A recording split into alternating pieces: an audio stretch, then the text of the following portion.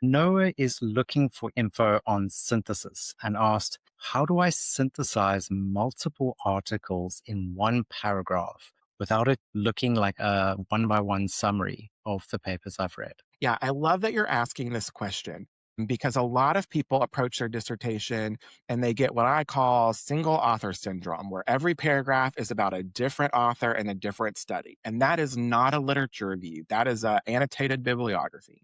What we want to do is synthesize literature together to tell a story. And I think this comes down to quality note taking. So, what I want to encourage you to do is build a literature matrix where you're taking notes, usually in a spreadsheet. That's how I like to do it. And then we kind of code the notes the way that you would do qualitative coding for interviews. When we sort those codes in our spreadsheet, now all of our stuff is together.